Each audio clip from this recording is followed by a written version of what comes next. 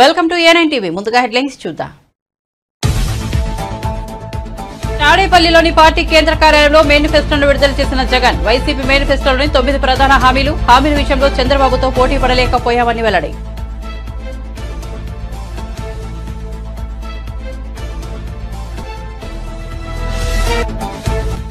నెల్లూరు జిల్లా ఆత్మకూరులో ప్రజాగలం సభ హాజరైన చంద్రబాబు 40 ఏళ్లలో తనపై కేసు పెట్టే సాహసం ఎవరూ చేయలేకపోయారని వెల్లడి. అడ్డం వస్తున్నారని భావిస్తే అడ్డంగా నరికేసే పరిస్థితి రాష్ట్రంలో ఉందని వ్యాఖ్యలు.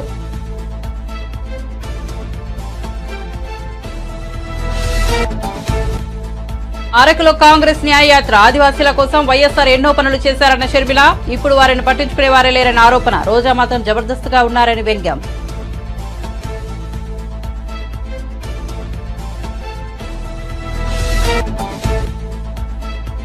400 స్థానాల్లో గెలిస్తే రిజర్వేషన్లు రద్దు చేయొచ్చు అనేది బీజేపీ కుట్ర అన్న రేవంత్ రెడ్డి. కాంగ్రెస్ అధికారంలోకి వస్తే బీసీ జనాభాను లెక్కించి రిజర్వేషన్లు కల్పిస్తామని హామీ.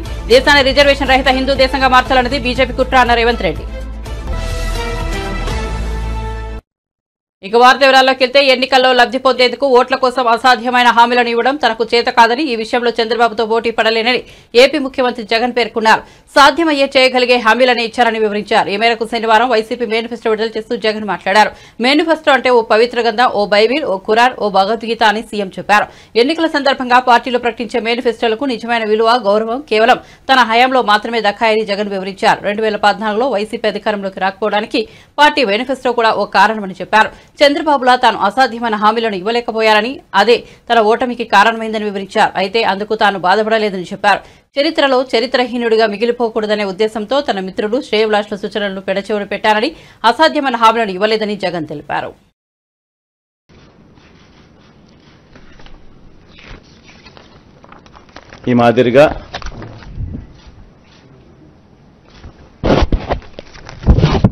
ఈ మాదిరిగా మన మేనిఫెస్టో ముఖ్యమైన అంశాలు అదే కాపీ కొంచెం పెద్ద ఆల్ఫబెట్స్ లో ఉంటుందని చెప్పి కొంచెం దీంట్లోకి పోతా.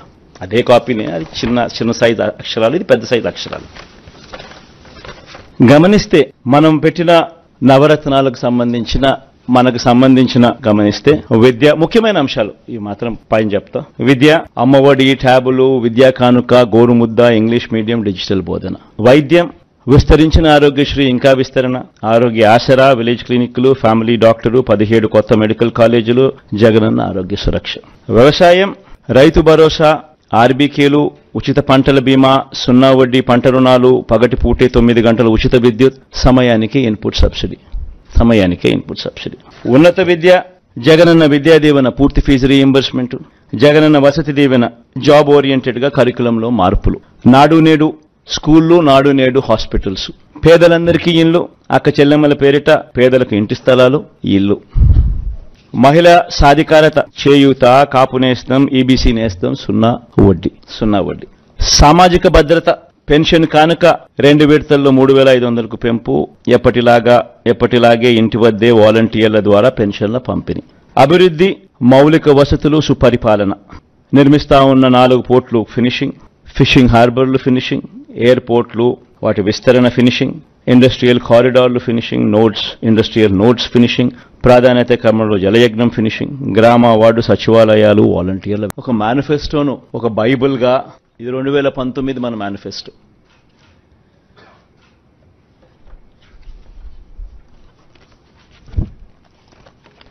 ఈ మాదిరిగా ఇచ్చిన ఈ మేనిఫెస్టోను ఒక బైబిల్గా, ఒక ఖురాన్గా, ఒక భగవద్గీతగా దీన్ని భావిస్తూ దీన్ని ఇంప్లిమెంట్ చేసిన పరిస్థితులు, దీన్ని ఇంప్లిమెంట్ చేసిన విధానం బహుశా దేశ చరిత్రలోనే ఈ 58 నెలలు అన్నది చిరస్థాయిగా చరిత్రలో ఎప్పటికీ కూడా నిలిచిపోతాయి. 2019లో ఇచ్చిన ఈ వాగ్దానాలన్నీ కూడా ఎంతో నిష్ఠగా మనం అమలు చేశాం. ఏ స్థాయిలో ఇది అమలు చేశాము అనంటే, ఈ మేనిఫెస్టో అన్నది ప్రతి ప్రభుత్వ కార్యాలయంలో ఉన్న ప్రతి ఇంపార్టెంట్ అధికారి దగ్గర ఈ మేనిఫెస్టో ఉంది. ఏ స్థాయిలో ఇది అమలు చేశాము అనంటే, ఈ మేనిఫెస్టో అన్నది రాష్ట్రంలో ఉన్న ప్రతి ఇంట్లో కూడా ఉంది. అంటే అన్నిసార్లు ఈ మేనిఫెస్టో వాళ్ళ ఇళ్లకు పంపించాం. ప్రతి సంవత్సరం తర్వాత ఇదిగో ప్రోగ్రెస్ రిపోర్ట్, ఇదిగో అక్క, ఇదిగో చెల్లెమ్మ, ఇదిగో ప్రోగ్రెస్ రిపోర్ట్, ఇదిగో మా మేనిఫెస్టో, చెప్పినటువన్నీ మీరే టిక్ చేయండి అని మొట్టమొదటి సంవత్సరంలో 88%, 85%, 86% మొట్టమొదటి సంవత్సరంలో టిక్కు పెడితే చివరికి వచ్చేసరికి 99% పైచిలకు మేనిఫెస్టోను మనం ఇంప్లిమెంట్ చేసి ప్రజల చేతుల్లో ఇచ్చిన పరిస్థితి. ఇలా ఈ మేనిఫెస్టోను ప్రతి ఇంట్లో కూడా చేర్చిన పరిస్థితులు ఎప్పుడైనా ఉన్నాయా, ఏదైనా ప్రభుత్వం చేసింది అని అంటే అది కూడా ఈ 58 నెలల కాలంలోనే జరిగిందని కూడా చెప్పడానికి గర్వపడతా ఉన్నా.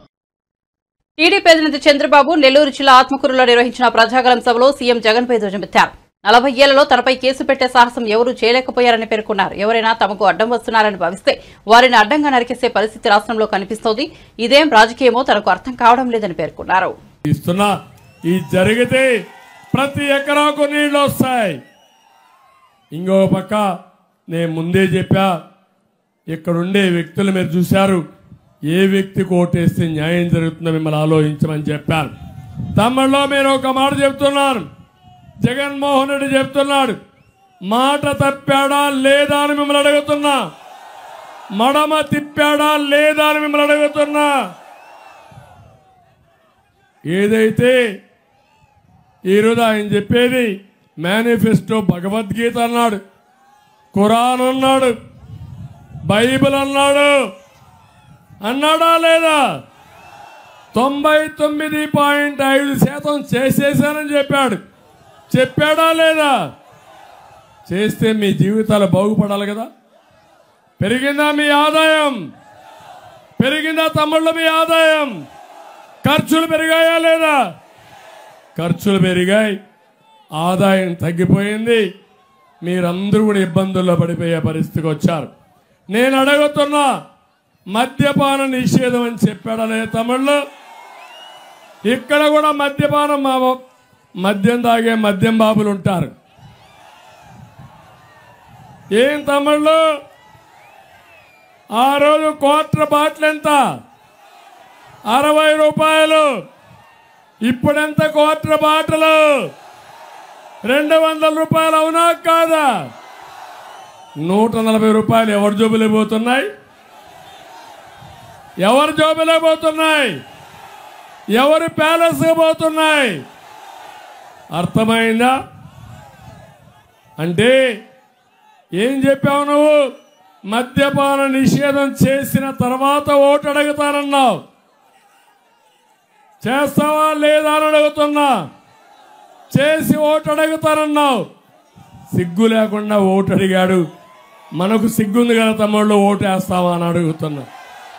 ఏం తమ్ముళ్ళు ఓటేస్తారా అని అడుగుతున్నా. ఏమమ్మా మీరు? మీ మంగళ సూత్రాలు తెంచేసిన దుర్మార్గుడు ఈ జగన్మోహన్ రెడ్డి. ఈ మగవాళ్ళ ఆరోగ్యాన్ని నాశనం చేసిన వ్యక్తి. స్వార్థం కోసం ఈ జగన్మోహన్ రెడ్డి. ఇలాంటి అతనికి ఓటేస్తారా అని మిమ్మల్ని అడుగుతున్నా. ఓటేయమని మీరు నిర్ణయించుకున్నారు. నేను ఇప్పటికే చూశాను, అతనికి కూడా నిద్ర రావడం లేదు.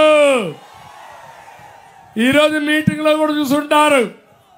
మనిషిలో ముందు అనుకున్నాడు, గులకరాయి పెట్టి డ్రామా ఆడి ఎన్నికలయ్యే వరకు బ్యాండేజ్ తిరిగిదాం అనుకున్నాడు. ఇప్పుడు అందరూ బ్యాండేజ్ పెట్టుకునే పరిస్థితికి వచ్చారు. ఆ దెబ్బతో బ్యాండేజ్ తీసేశాడు. డ్రామా బయటపడిపోయింది. గాయం కనపడిందా తమ్ముళ్ళో? మీకు కనపడిందా? నేనే కదా హత్యా ప్రయత్నం చేశాను గులకరాయితో. అవునా కాదా? బాబాయిని గొడ్డలతో లేపేస్తారు, నారాసుర రక్త చరిత్ర అంటారు, గులకరాయి డ్రామా ఆడతారు. నేనే గులకరాయితో, కనపడిని గులకరాయితో హత్యా ప్రయత్నం చేశాను. 400 లోక్సభ స్థానాల్లో గెలిస్తే ఎవరి అవసరం లేకుండా రిజర్వేషన్లను రద్దు చేయొచ్చనేది బీజేపీ కుట్ర అని తెలంగాణ ముఖ్యమంత్రి రేవంత్ రెడ్డి ఆరోపించారు. శనివారం సాయంత్రం ఆయన మీడియాతో మాట్లాడుతూ తాము కేంద్రంలో అధికారంలోకి వస్తే బీసీ జనాభాను లెక్కించి రిజర్వేషన్లు కల్పిస్తామని హామీ ఇచ్చారు. ఎస్సీ ఎస్టీలకు సరైన జనాభా ప్రాతిపదికన రిజర్వేషన్లు కల్పిస్తామన్నారు. 2025తో ఆర్ఎస్ఎస్ ను స్థాపించి 100 ఏళ్లు పూర్తవుతుందన్నారు. ఈలోగా భారత్ కు రిజర్వేషన్ రహిత హిందూ దేశంగా మార్చాలని ఆర్ఎస్ఎస్ ఎప్పుడో చెప్పిందన్నారు. ఇందుకోసమే బీజేపీ ప్రయత్నాలు చేస్తోందన్నారు. బలహీన వర్గాలపై మోదీ, అమిత్ షా సర్జికల్ స్ట్రైక్ చేస్తున్నారని మండిపడ్డారు. మించకూడదనే నిబంధన పెడుతూ ఆ విధంగా కాంగ్రెస్ పార్టీ తీసుకున్న బీసీ ఓబీసీ రిజర్వేషన్లు కూడా సంపూర్ణంగా సుప్రీంకోర్టు ఆమోదంతో ఆ రిజర్వేషన్లు అమలుకు వచ్చినాయి. బీసీ ఓబీసీలకు చట్టసభలల్లో రాజకీయపరమైన రిజర్వేషన్లు లేవు, కానీ ఎస్సీ ఎస్టీలకు ఏ రకంగా అయితే విద్యా ఉద్యోగాలలో రిజర్వేషన్లు ఉన్నాయో బీసీ ఓబీసీలకు కూడా రిజర్వేషన్లు అమలు జరిగినాయి. ఆనాటి నుంచి ఈనాటి వరకు బీసీ ఓబీసీలు చట్టసభలలో కూడా మాకు రిజర్వేషన్లు ఉండాలి, మా కోటా కేటాయించమని వివిధ సందర్భాలలో వాళ్ళ డిమాండ్ను వినిపిస్తూనే ఉన్నారు. దాని పట్ల కూడా రాజకీయ పార్టీలు వివిధ రకాలలో వివిధ సందర్భాలలో స్పందించడం జరిగింది. ఇప్పుడు ఎందుకు ఈ అన్ని అంశాలను కాంగ్రెస్ పార్టీ ప్రస్తావిస్తుంది అని అంటే, రాహుల్ గాంధీ గారు భారత్ జోడో యాత్ర సందర్భంగా ఈ దేశంలో 50% పైగా ఉన్న బీసీసీ ఓబీసీకి సంబంధించిన ప్రతినిధులు ప్రజలు రాహుల్ గాంధీ గారికి విజ్ఞప్తి చేసింది. 50% వర్టికల్ రిజర్వేషన్ లిమిట్ను తొలగించాలి, మా జనాభా దామాషా ప్రకారము మాకు రిజర్వేషన్లు కల్పించాలి, అప్పుడే మా సామాజిక ఆర్థిక పరిస్థితి మెరుగుపడుతుంది, వీటన్నిటిని కూడా అమలు చేయాలని వాళ్ళందరూ కూడా రాహుల్ గాంధీ గారికి విజ్ఞప్తి చేయడం జరిగింది. ప్రజలలో తిరిగి కన్యాకుమారి నుంచి కశ్మీర్ వరకు పాదయాత్ర చేసి 150 రోజులు 4000 కిలోమీటర్ల పాదయాత్రలో రాహుల్ గాంధీ గారు ప్రజల నుంచి వచ్చిన డిమాండును సూచనను దృష్టిలో పెట్టుకొని స్పష్టంగా ఏ రాష్ట్రంలో మా ప్రభుత్వం ఉంటే ఆ రాష్ట్రంలో తప్పకుండా మేము బీసీ జనాభాలను లెక్కించి నిధుల కేటాయింపుల్లో రిజర్వేషన్ల విషయంలో చట్టం చేస్తామని చెప్పిండు. కేంద్రంలో అధికారం వచ్చిన ఎంబడే బీసీ జనాభాను లెక్కించి ఓబీసీ జనాభాను లెక్కించి 50% పరిమితానికి లోబడిన రిజర్వేషన్లను కూడా తొలగించి 50% పైబడి కూడా బీసీ ఓబీసీలకు కూడా రిజర్వేషన్లు కల్పించడమే కాకుండా ఎస్సీ ఎస్టీలు ఎంత జనాభా ఉన్నారో అంత జనాభా ప్రాతిపదికన వాళ్ళకు కూడా రిజర్వేషన్లు ఇస్తాము అని చెప్పి రాహుల్ గాంధీ గారు చెప్పారు. దాంట్లో భాగంగానే భారతదేశం యొక్క ఎక్స్రే అంటే ఒక మనిషిని ఎక్స్రే తీస్తే లోపల ఏమేమి ఉన్నాయో అన్నీ చూడడానికి వైద్యుడికి అవకాశం ఉంటుందో భారతదేశం యొక్క ఎక్స్రే తీసి జనాభాను లెక్కించి జనాభా దామాషా ప్రకారం ఎస్సీ ఎస్టీ బీసీ ఓబీసీ రిజర్వేషన్లు అమలు చేయడమే కాకుండా నిధులను కేటాయిస్తామని చెప్పి ఒక స్పష్టమైన విధానాన్ని రాహుల్ గాంధీ గారు చెప్పడం జరిగింది. ఇది మా విధానం. మరి ఇప్పుడు బీజేపీ విధానం ఏంది? 1925లో ఆర్ఎస్ఎస్ను మొదలుపెట్టినప్పుడు వాళ్ళు ఒక నిర్ణయం తీసుకున్నారు. 100 సంవత్సరాల లోపు ఈ దేశాన్ని హిందూ దేశంగా ప్రకటిస్తామనేది ఒక నిర్ణయం. స్వతంత్రం వచ్చిన తర్వాత కాంగ్రెస్ పార్టీ అమలు చేస్తున్న రిజర్వేషన్లను రద్దు చేసి ఏపీ న్యాయయాత్రలో భాగంగా రాష్ట్ర కాంగ్రెస్ అధ్యక్షురాలు వైఎస్ షర్మిల 19వ రోజు ఎన్నికల ప్రచారం కొనసాగించారు. అలకులో కాంగ్రెస్ పార్టీ నిర్వహించిన సభలో పాల్గొన్నారు. ఈ సందర్భంగా షర్మిల ప్రసంగిస్తూ నాడు వైఎస్సార్ ముఖ్యమంత్రిగా ఉన్నప్పుడు ఆదివాసీల అభివృద్ధి ఎంతో పనులు చేపట్టారని, కార్పొరేషన్ లోన్లు ఇచ్చారని, స్వయం ఉపాధి కల్పించారని, స్వయం ఉపాధి శిక్షణ కేంద్రాలు ఉండేవని వివరించారు. కానీ ఇప్పుడు ఆదివాసీల గురించి పట్టించుకునే నాయకులు లేరని అన్నారు. రాష్ట్ర విభజన తర్వాత చంద్రబాబు 5 ఏళ్లు ముఖ్యమంత్రిగా ఉన్నారని, ఇప్పుడు జగన్ 5 ఏళ్లుగా ముఖ్యమంత్రిగా ఉన్నారు. వీరిద్దరి పాలనలో అరకులో ఏం కొంచెమైనా అభివృద్ధి జరిగిందా అని షర్మిల ప్రశ్నించారు. పోనీ మీ ఎమ్మెల్యే అంతా దోపిడీ ఆట కదా, మీకేమైనా పనికొచ్చారా?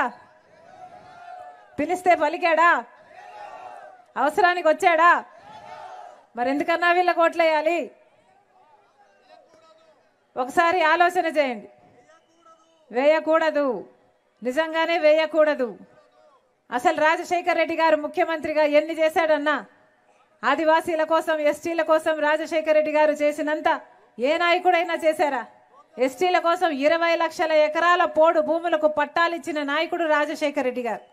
అలాగే 3000 కోట్ల రూపాయలు ఎస్టీల కోసం వాళ్ళ నిధి, వాళ్ళ రోడ్ల కోసం, వాళ్ళ స్కూళ్ళ కోసం, వాళ్ళ ఆసుపత్రి కోసం నిధి తీసుకొచ్చిన నాయకుడు రాజశేఖర్ రెడ్డి గారు. ఐటీడీఏ అయినా ఏ నిధి అయినా, ఎస్సీ సప్లాన్లైనా, కార్పొరేషన్లైనా ఎంతైతే కేటాయించారో ఎస్టీలకు మొత్తం ఎస్టీలకే ఖర్చు పెట్టే నాయకుడు రాజశేఖర్ రెడ్డి గారు. ఆ రోజు రాజశేఖర్ రెడ్డి గారు కట్టిన ఇల్లులే ఈ రోజు వరకు ఉన్నాయి. మళ్ళీ ఏ నాయకుడు కట్టాడు? ఆ రోజు రాజశేఖర రెడ్డి గారు వేసిన రోడ్లే మళ్ళీ ఈ రోజు ఏ రోజులు వేస్తున్నారు? ఎన్ని గూడాలకు ఇంతవరకు కూడా రోడ్లు లేవు అని ఇంతమంది అడుగుతున్నా కూడా ఇప్పుడున్న ప్రభుత్వాలు ఎవరినైనా పట్టించుకుంటున్నాయా? బిడ్డలకు ఉద్యోగాలు లేవు అని ఎంతగా అడుగుతున్నా ఒక్క ప్రభుత్వమైనా ముందుకొచ్చి మేమున్నాము మేము చేస్తాము అన్నట్లుగా ఒక్కరన్నా వ్యవహరిస్తున్నారా? అదే రాజశేఖర రెడ్డి గారు ఉన్నప్పుడు లోన్లు ఇచ్చారు, కార్పొరేషన్ల లోన్లు ఇచ్చారు, స్వయం ఉపాధి కల్పించారు, సెల్ఫ్ ట్రైనింగ్ ఇన్స్టిట్యూట్లు ఉండే, ఎన్ని చేశారు రాజశేఖర రెడ్డి గారు. అలాంటిది ఇప్పుడు ఆదివాసీల గురించి ఎవరైనా పట్టించుకునే నాయకుడు ఉన్నాడా? 5 సంవత్సరాలు చంద్రబాబు గారు ముందు ముఖ్యమంత్రిగా ఉన్నారు, ఇప్పుడు 5 సంవత్సరాలు జగన్మోహన్ రెడ్డి గారు ముఖ్యమంత్రిగా ఉన్నారు. మరి వీళ్ళిద్దరిలో అరకు ఎప్పుడైనా ఏ కొంచెమైనా ఏ కోసానైనా ఈ 10 సంవత్సరాల్లో డెవలప్ అయ్యిందో లేదో మీరు ఆలోచన చేయండి. జగన్మోహన్ రెడ్డి గారు అయితే 600 కోట్లు ఇస్తానన్నారట కదా, టూరిజం డెవలప్మెంట్ చేస్తానన్నారట కదా, ఇచ్చారా అన్నా? వచ్చిందా? 600 కోట్లంట, 1 కోటైనా వచ్చిందా? టూరిజం డెవలప్మెంట్ మినిస్టర్ ఎవరు? రోజా అట కదా, జబర్దస్త్ రోజా. ఆమెమో జబర్దస్త్గా ఉండాలి, అరకు ఏమైపోయినా పర్వాలేదు, ఒక్కసారి కూడా రాలేదట కదా, 1 రూపాయి ఇచ్చింది లేదట. మరి ఎందుకైనా వీళ్ళకి ఓట్లు వేయాలి? ఆలోచన చేయండి. ఎవరు ఆలోచించారు? మీ ప్రజల గురించి, మీ అవసరాల గురించి. ఇక్కడ టూరిజం డెవలప్ అయ్యి ఉంటే ఎంత అభివృద్ధి జరిగి ఉండేది, ఎన్ని ఉద్యోగాలు వచ్చిండేవి బిడ్డలకు. 600 కోట్లు ఇస్తామని చెప్పిన వాళ్ళు కనీసం 60 కోట్లు కాదు, 6 కోట్లు కాదు, 1 కోటి కూడా ఇవ్వకపోతే మరి మీ పట్ల వాళ్ళకి చిత్తశుద్ధి ఉన్నట్టా లేదా? మీరు ఒక్కసారి ఆలోచన చేయండి. ఏం చెప్పింది బీజేపీ పార్టీ? అయితే ట్రైబల్ యూనివర్సిటీ ఇస్తామన్నారు, వచ్చిందా? ఇక్కడ మెడికల్ కాలేజ్ రావాల్సి వచ్చింది, వచ్చిందా? ఇంజనీరింగ్ కాలేజ్ అన్నారు, అదైనా వచ్చిందా? ఏ ఒక్కటి రాలేదు. అటు టూరిజం లేదు, అటు డెవలప్మెంట్ లేదు. మరి ప్రజలు ఎట్లా బతకాలి? యథేచ్ఛగా మైను మాత్రం దోపిడీ చేసుకుంటున్నారు, యథేచ్ఛగా. వైసీపీ ఎన్నికల మేనిఫెస్టోను ఆ పార్టీ అధినేత సీఎం జగన్ విడుదల చేసిన సంగతి తెలిసిందే. నేపథ్యంలో పార్టీ ప్రధాన కార్యాలయంలో వైసీపీ ఎమ్మెల్యే మాజీ మంత్రి పేర్ని నాని మాట్లాడుతూ 2014లో మేనిఫెస్టో పేరుతో టీడీపీ అధినేత చంద్రబాబు ప్రజలను మోసం చేశారని విమర్శించారు. 2019లో అధికారంలోకి వచ్చిన జగన్ మేనిఫెస్టోలో చెప్పిన హామీలన్నింటినీ అమలు చేసి చూపించారని అన్నారు. కరోనా సంక్షోభ సమయంలో కూడా హామీల అమలును కొనసాగించారని కొనియాడారు. చెప్పని కూడా జగన్మోహన్ రెడ్డి గారు ఈరోజు తన మేనిఫెస్టోలో చెప్పడం జరిగింది. ఇది ఆకర్షణీయంగా దొంగ మాటలు లేనటువంటి నిజాయితీతో కూడినటువంటి ఒక నమ్మకాన్ని నిలబెట్టుకున్నటువంటి జగన్మోహన్ రెడ్డి గారు చెప్పినటువంటి మేనిఫెస్టో ఖచ్చితంగా ప్రజలు అత్యంత విశ్వసనీయతని మారుపేరైనటువంటి జగన్మోహన్ రెడ్డి గారు చెప్పిన ప్రతి మాటని జనం నమ్ముతారు. నమ్మకానికి మారుపేరైనటువంటి జగన్మోహన్ రెడ్డి గారు ఇచ్చినటువంటి ఈ మాటని ప్రతి వైఎస్ఆర్ కాంగ్రెస్ పార్టీ, ప్రతి గృహసారథి, ప్రతి కార్యకర్త దీన్ని ప్రజల్లోకి చేరవేయండి, ప్రజలకు చేరవేయండి. ఆల్రెడీ ఇప్పటికే మాట చెప్తే నిలబడతాడు. మా నమ్మకం జగన్, చెప్పాడంటే చేస్తాడంటే అనేటువంటి మాటలు మనం జగన్ గురించి మారుపేరుగా మాట్లాడుకుంటున్నాం. కాబట్టి ఖచ్చితంగా 2024 జూన్ మాసంలో జగన్మోహన్ రెడ్డి గారు ప్రమాణ స్వీకారం చేసి మళ్ళీ ఈ మేనిఫెస్టోని అమలు చేసి తీరుతాడని చెప్పని కూడా మీ అందరికీ విజ్ఞప్తి చేస్తూ సెలవు. సార్, కొత్తవి చెప్పి మోసం చేసే కంటే కొత్త హామీలని చెప్పి మోసం చేయడానికి జగన్ నిజాయితీ చూడండి. మీకు ఇదే మనం జగన్మోహన్ రెడ్డి గారిలో చూడాల్సింది. ఎన్నికలకు వెళ్తూ కూడా నేను మోసం చేయను, నేను ఏదైతే అమలు చేయగలనో అదే. రేపొద్దున చంద్రబాబు లాగా అవసరం తీరిన తర్వాత మోసం చేసేయచ్చు, అధికారం వచ్చిన తర్వాత ఎవడు ఎదురు చెప్పలేడు, 5 ఏళ్ళు అధికారాన్ని అనుభవించేయచ్చు, మళ్ళీ బాగా సంపాదించుకోవచ్చు అనేటువంటి తప్పుడు ఆలోచన లేనటువంటి 5 పదుల కుర్రాడు జగన్మోహన్ రెడ్డి. నమ్మకం కోసం బతుకుతున్నాడు, నిజాయితీగా బతుకుతున్నాడు. ఈ రాష్ట్ర ప్రజలకి నయా పైసా లంచం లేకుండా, రికమెండేషన్ లేకుండా అర్హత ఆధారంగా పెన్షన్ పథకాలు పంచిపెట్టేటువంటి కార్యక్రమాన్ని నాయకత్వం వహిస్తున్నాడు. మరి దమ్ముగా చెప్తున్నాడు. ఎంత ఆత్మవిశ్వాసం కావాలి ఈ రకమైనటువంటి ఎన్నికల ముందు. నేను ఇది మాత్రమే అమలు చేయగలను, ఇంతకు మించి చేయటం ఎవడి వల్ల కాదు, ఎవడన్నా చెప్తే ఆడు మోసగాడే అనేది ఇంత దమ్ముగా చెప్పగలిగేటువంటి రాజకీయ నాయకుడు ఎవడున్నాడు? ఈ రకంగా నిజాయితీగా, నికాల్సుగా, ధైర్యంగా, ఆత్మస్థైర్యంతో, గుండెల నిండా నిజాయితీ అనేటువంటి గాలి నింపుకుని ఇవాళ మాట్లాడుతున్నాడు ఆయన. కాబట్టి ఇందులో ప్రజలకి జగన్ మీద నమ్మకం ఉంది, జగన్కి జనం మీద నమ్మకం ఉంది. ఖచ్చితంగా నిజాయితీతో కూడినటువంటి ఈ మేనిఫెస్టో ప్రజలు విశ్వసిస్తారు. ఖచ్చితంగా జగన్కి మళ్ళీ అండగా ఉంటారు.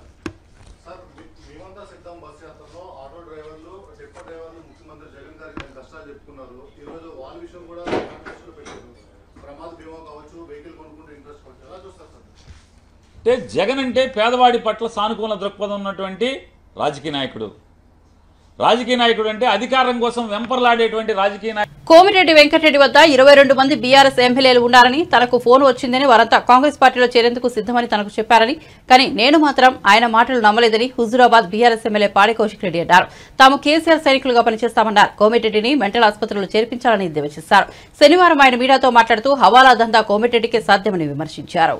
హరీష్ రావు గారిని విమర్శించిన తీరు చూస్తే చాలా బాధ అనిపించి ఇలా కంపల్సరీ ప్రెస్ మీట్ పెట్టాలన్న ఒక ఉద్దేశంతో ఇలా హుజరాబాద్ లో ఉన్నప్పటికీ 2-3 ప్రోగ్రాంలు క్యాన్సిల్ చేసుకుని అయినా ఇలా కరీంనగర్కి వచ్చి హెడ్ క్వార్టర్ లో ప్రెస్ మీట్ పెట్టడం జరుగుతూ ఉన్నది.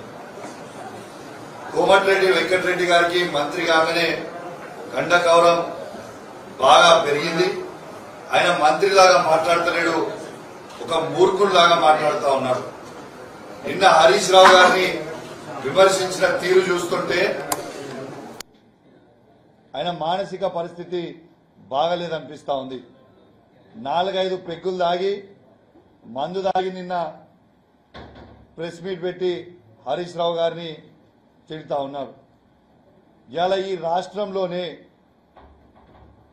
ఈ రాష్ట్ర మంత్రివర్గంలోనే సబ్జెక్టు లేని సన్యాసే కోమటిరెడ్డి వెంకటరెడ్డి ఒక జోకర్, ఒక బ్రోకర్, ఒక తాగుబోతోడు. హౌలా పనులైనా హవాలా దందాలైనా కోమటిరెడ్డి వెంకటరెడ్డితోనే సాధ్యం అని చెప్పి సందర్భంగా మీ అందరికి కూడా తెలియజేస్తా ఉన్నాను. వెంకన్న, నీకు సిగ్గు అనిపిస్తలేదా? నీకు సిగ్గు, శరము, లజ్జ, మానం లేదా అని నేను అడుగుతా ఉన్నాను. జూనియర్ అయిన రేవంత్ రెడ్డి కింద పనిచేయడానికి నీకు సిగ్గు అనిపిస్తలేదా? ఒక తెలంగాణ ద్రోహి రేవంత్ రెడ్డి, అట్లాంటి రేవంత్ రెడ్డి గారి కింద పనిచేస్తుంటే నీకు సిగ్గు అనిపిస్తలేదా, శరం అనిపిస్తలేదా అని నేను అడుగుతా ఉన్నా. ఇవాళ అందుకే నాకు వెంకన్నకి దేవుడు కోడికున్న దిమాగ్ కూడా వెంకన్నకి లేదని నేను అంటా ఉన్నాను. ఆయన మాట్లాడే తీరు, ఆయన మాట్లాడే భాష, ఆయన ఏం మాట్లాడతాడో ఎవరికి తెలియదు సబ్జెక్టు. ఎస్, హరీష్ రావు గారు ఒక ఛాలెంజ్ని విసిరిండు. దాన్ని మీరే అన్నారు కదా. ఆయన విసిరిన తర్వాత మీ ముఖ్యమంత్రి రేవంత్ రెడ్డి గారే అన్నారు కదా, అన్ని పేపర్లు రెడీ పెట్టుకొని అన్నది మీ ముఖ్యమంత్రే కదా. అయినా హరీష్ రావు గారు సొంతంగా కూడా ఈ మాట అనలే. హరీష్ రావు గారు ఒక మీటింగ్లో పోతే రైతులు, మహిళలు, యువకులు వచ్చి హరీష్ అన్న, రేవంత్ రెడ్డి గారు ఆగస్టు 15కి నేను రైతు రుణమాఫీ చేస్తా అంటుండు కదా, ఆగస్టు 15కి రైతు రుణమాఫీ చేస్తా అంటుండు కదా, నువ్వు ఈ సవాల్ విసిరి నువ్వు రాజీనామా చేయి మా కోసం. నువ్వు 5 ఏళ్లు నీకు పవర్ లేకున్నా మంచిదే, నువ్వు ఒక్కసారి మాకు రాజీనామా చేయి, ఆయనను కూడా రాజీనామా చేయమందాం. ఈ సవాల్ని స్వీకరిస్తే దీంతోనన్నా మాకు నమ్మకం వస్తుంది ఒక్కసారి అని ప్రజలు అడిగిరండి హరీష్ రావు గారిని. ప్రజలు అడిగితే హరీష్ రావు గారు వాళ్ళ ప్రజల కోసం ఈ 5 సంవత్సరాలు. ఏపీలో త్వరలో జరగనున్న సార్వత్రిక ఎన్నికల్లో పోలింగ్ శాతాన్ని 82కు పైగా పెంచడమే లక్ష్యంగా ఈసీ చర్యలు చేపడుతున్నట్లు రాష్ట్ర ఎన్నికల ప్రధాన అధికారి ముఖేష్ కుమార్ మీనా తెలిపారు. గుంటూరులోని ఎన్టీఆర్ మున్సిపల్ స్టేడియంలో నిర్వహించిన లెట్స్ ఓట్ 3K నడక కార్యక్రమానికి ఆయన ముఖ్య అతిథిగా హాజరయ్యారు. పలు కళాశాలలకు చెందిన యువత, అధికారులు ఈ కార్యక్రమంలో పాల్గొన్నారు. యువత ఓటు హక్కు వినియోగించుకోవాలని సూచించారు. చేసిన తర్వాత డ్రాఫ్ట్ లిస్ట్ ఇష్యూ చేసిన తర్వాత చాలా తక్కువ మంది ఉన్నారు. అప్పుడు ఓన్లీ 2.5 లక్షల మంది. తర్వాత డిస్ట్రిక్ట్ అడ్మినిస్ట్రేషన్ ప్రయత్నం వల్ల, తర్వాత ఈ లెట్స్ ఓట్ లాంటి ఆర్గనైజేషన్ ప్రయత్నం వల్ల ఈరోజు 10 లక్షల పైన వెళ్ళింది. సో చాలా మంచి ఫిగర్, చాలా హెల్దీ ఫిగర్ ఇప్పుడు మనకు ఉన్నది. మొత్తం రాష్ట్రంలో ఇప్పుడు అరౌండ్ 4,13,00,000 ఓటర్స్ ఉన్నారు. నెక్స్ట్ 2-3 డేస్లో ఆ లిస్ట్ కూడా అందరు క్యాండిడేట్స్ కూడా మేము ఇవ్వబోతున్నాము. నౌ నెక్స్ట్ రెస్పాన్సిబిలిటీ అంటే ఈ అందరూ న్యూ ఓటర్స్ తర్వాత మిగతా ఓటర్స్ కూడా ముందుకు వచ్చి ఆ రోజు vote 13th May polling day రోజు ఓట్ వేయాలి. సో ఆ ప్రయత్నంకి భాగంగా ఈరోజు ఇక్కడ ర్యాలీ ఏర్పాటు చేయడం జరుగుతుంది. లాస్ట్ టైం మనకు 79% ఓటింగ్ ఉండేది. ఈసారి అట్లీస్ట్ 82 to 83% ఓటింగ్ శాతం పెంచడానికి అన్ని ప్రయత్నాలు మనం చేస్తున్నాము. ఓట్ చేయాలి. అర్బన్ ఏరియాస్లో మన రాష్ట్రంలో కూడా ఆల్దో మిగతా రాష్ట్రాల కంటే యావరేజ్ ఓటింగ్ పర్సెంటేజ్ చాలా ఎక్కువ ఉంది. యాజ్ ఐ సెడ్ 79% ఉంది. కానీ అర్బన్ ఏరియాస్లో ఇప్పుడు కూడా కొద్దిగా తక్కువనే ఉంది. సో సుమారుగా 18 సిటీస్లో మన అసెంబ్లీ కాన్స్టిట్యుయెన్సీస్లో ఇట్ ఈస్ బిలో 68% ఉండేది. సో ఇది పెంచడానికి ఈసారి మనం స్పెషల్ ప్రయత్నం కింద అంటే అక్కడ ఎవరు ఓట్స్ చేయడం లేదు ఐడెంటిఫై చేయడం జరిగింది. దీని కింద స్టూడెంట్స్ వస్తారు, సెకండ్ ఇండస్ట్రీస్లో పనిచేసిన వాళ్ళు వర్కర్స్ ఉంటారు, కార్పొరేట్ సెక్టర్లో పనిచేసిన వాళ్ళ ఓటర్స్ ఉంటారు, తర్వాత మిడిల్ క్లాస్ అప్పర్ మిడిల్ క్లాస్లో మన ఈ సొసైటీస్లో ఉన్న వాళ్ళు ఉన్నారు. సో మన స్ట్రాటజీ కింద ఈ 4 కేటగిరీస్ని మనం టార్గెట్ చేయడం జరిగింది. People who are working in the industries మనం ఆల్రెడీ ఆ రోజు సెలవు డిక్లేర్ చేశాము. ఆ సెలవు కూడా we have declared without work they paid holiday కింద డిక్లేర్ చేయడం జరిగింది, పెయిడ్ వర్కింగ్ డే కింద డిక్లేర్ చేయడం జరిగింది. తర్వాత ఇండస్ట్రీస్ డిపార్ట్మెంట్ ద్వారా జిల్లా లెవెల్లో ఇండస్ట్రీస్ డిపార్ట్మెంట్ ద్వారా వాళ్ళతో కోఆర్డినేట్ చేసి 3 days ముందు పెట్టేసి కంపల్సరీగా వాళ్ళని ఈసారి యాజమాన్యంతో మాట్లాడి we'll try to influence them to send them to vote. తర్వాత ఏ రోజు ఏ ఇండస్ట్రీ ఆయన వాళ్ళని అలౌ చేయలేదు ఎక్సెప్ట్ ఎమర్జెన్సీ కేసెస్లో. We'll definitely take action against those people also. Corporate సెక్టర్లో కూడా మన జిల్లా లెవెల్లో నోడల్ అధికారి ద్వారా మేము టచ్లో వచ్చాము. అండ్ అట్ ద సేమ్ స్టూడెంట్స్కి మీరు ఇప్పుడు చూస్తున్నారు ఇట్లాంటి అటెంప్ట్స్ ద్వారా పెంచడానికి ప్రయత్నాలు ఉన్నాయి. సో డెఫినెట్లీ ఈ 20 కాన్స్టిట్యుయెన్సీస్ మనం ఐడెంటిఫై చేశాము. అక్కడ కూడా ఈసారి ఓటింగ్ శాతం పెంచి యావరేజ్ ఓటింగ్ శాతంని 83% వరకు తీసుకురావడానికి ప్రయత్నాలు చేస్తున్నాం. Thank you. ఇచ్చిన హామీలు నెరవేర్చకుండా పోలీసులను జగన్ మోసం చేశారని ప్రముఖ నటుడు జనసేన నేత నాగబాబు ఆరోపించారు. డిపార్ట్మెంట్లో నూతన నియామకాలు చేపట్టకపోవడంతో పోలీసులకు పరిభారం పెరుగుతోందని విమర్శించారు. సకాలంలో వారికి వేతనాలు సైతం చెల్లించడం లేదని మండిపడ్డారు. ఒకసారి వినండి. జీతాలు పెంచడంలో సిపిఎస్ రద్దులో ఉద్యోగులందరినీ ఎలా మోసం చేశాడో పోలీసులను కూడా జగన్ అలాగే ముంచేశాడు. పోలీసు అన్నలు నేను రాగానే మీ అందరికీ వారానికి ఒకరోజు సెలవు ఇచ్చేస్తాను అని తీయగా ఎన్నికలకు ముందు చెప్పాడు. మీ వీక్లీ ఆఫ్ ఫైల్ మీద సంతకం కూడా పెట్టేశానని కుర్చీలో కూర్చున్నాక చెప్పాడు. అసలు సెలవిచ్చే ఉద్దేశం ఉంటేనే కదా వీక్లీ ఆఫ్ అమలు కాలేదు. సరికదా టైము పాడు లేకుండా డ్యూటీలు వేసి పారేస్తున్నాడు. కారణం పోలీస్ శాఖలో ఉన్న ఖాళీ భర్తీ చేసి కొత్తగా రిక్రూట్మెంట్ చేస్తే ఉన్న పోలీసులకి వారానికి ఒకరోజు సెలవు దొరికేది. ఈ పోలీస్ రిక్రూట్మెంట్ కూడా సక్రమంగా జరగలేదు. నోటిఫికేషన్ ఇస్తాడు, కోర్టులు కేసులు వేయిస్తాడు, రిక్రూట్మెంట్ అర్ధాంతరంగా ఆగిపోతుంది. 6500 పోలీస్ పోస్టులు భర్తీ చేసి ఉంటే ఖచ్చితంగా పోలీసులకు సెలవు పెట్టుకునే వీలు సిక్కేది. ఈ మహానుభావుడు సరిగా రిక్రూట్మెంట్ చేస్తేనే కదా. స్టాఫ్ లేరు కాబట్టి డబుల్ డ్యూటీనో ట్రిపుల్ డ్యూటీనో చేసినా ఏం ఉపయోగం? కనీసం ప్రభుత్వం నుంచి రావాల్సిన జీతాలు టైంకు రావు. అతనికేంటి గవర్నమెంట్ ఎంప్లాయీ 1వ తారీఖు వచ్చేసరికి జీతం వస్తుంది అని అనుకోవడానికి లేదు. ఈ వైసీపీ పాలన వచ్చాక జీతాలు రావు, డిఏ బకాయిలు ఇవ్వరు. 2018 నుంచి పెండింగ్లో ఉన్న డిఏలు పోలీసులకు ఇవ్వడం లేదు. ఒక్కో పోలీసుకి సీనియారిటీని బట్టి 2 లక్షల నుంచి 5 లక్షల వరకు డిఏ బకాయి పడ్డాడు ఈ దివాలాకోరు ముఖ్యమంత్రి. పోలీసులకి రౌండ్ ద క్లాక్ డ్యూటీ కాబట్టి వాళ్ళకు ఉన్న సెలవులను ప్రభుత్వానికి సరెండర్ చేస్తారు, వాటికి డబ్బులు ఇస్తారు. పోలీసులకు సెలవులు లేవు, వాటిని ప్రభుత్వానికి సరెండర్ చేసిన డబ్బులు ఇవ్వడం లేదు. డిఏలు టీఏలు సరెండర్ లీవులు ఎగ్గొట్టేస్తున్నాడు అని పోలీసులు బాధపడే లోపే వాళ్ళు దాచుకున్న జీపీఎఫ్ డబ్బులు కూడా దోచేశారు. ఎవరైనా సరే తమ సొమ్ములు పోతే పోలీసుల దగ్గరికి వెళ్తారు. పోలీసుల ఖాతాలో ఉన్న డబ్బులే దోచేస్తే వాళ్ళు ఎవరి దగ్గరికి వెళ్ళాలి? దోచిన వాడు ఎవరో తెలుసు కదా. మన శివశివాని స్కూల్లో 10th పేపర్లు కొట్టేసిన వాడే. అలవాట్లు ఎక్కడికి పోతాయి? పోలీస్ సోదరులు, మీరు మీ కుటుంబ సభ్యులు ఒక ఆలోచన చేయండి. జగన్ మీ శ్రమను దోచేస్తున్నాడు, ఆర్థికంగా నష్టపరిచాడు, మీ ఆరోగ్యాలు గుల్లైపోతున్నా చలించడు. పైగా మీతో తన రాజకీయ అవసరాలకు తగ్గట్టు పని చేయిస్తున్నాడు. పవన్ కళ్యాణ్ గారికి తెలుసు పోలీసులను వైసీపీ పావులుగా వాడుతుంది అని. రాబోయే కూటమి ప్రభుత్వంలో కాకి సోదరుల కష్టాలు తీర్చే బాధ్యతను తీసుకుంటాం. వారి శ్రమను దోచే పనులు చేయబోం. పోలీసులకు రావాల్సిన అలవెన్స్లు సెలవులు వచ్చేలా చేస్తాం. తాడేపల్లిలోని పార్టీ కేంద్ర కార్యాలయంలో మేనిఫెస్టోను విడుదల చేసిన జగన్ వైసీపీ మేనిఫెస్టోలోని 9 ప్రధాన హామీల విషయంలో చంద్రబాబుతో పోటీ పడలేకపోయామని వెల్లడి.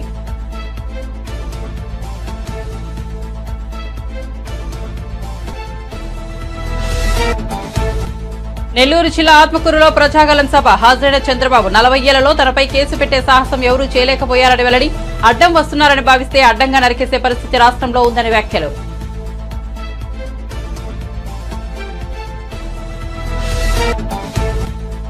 అరకులో కాంగ్రెస్ న్యాయయాత్ర ఆదివాసీల కోసం వైఎస్ఆర్ ఎన్నో పనులు చేశారన్న షర్మిల. ఇప్పుడు వారిని పట్టించుకునే వారే లేరని ఆరోపణ. రోజా మాత్రం జబర్దస్త్గా ఉన్నారని వ్యంగ్యం.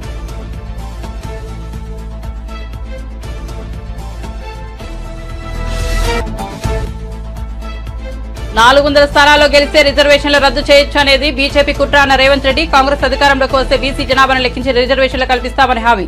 దేశాన్ని రిజర్వేషన్ రహిత హిందూ దేశంగా మార్చాలన్నది బీజేపీ కుట్ర అన్న రేవంత్ రెడ్డి. మరిన్ని అప్డేట్స్ కోసం చూస్తూనే ఉండండి A9 TV.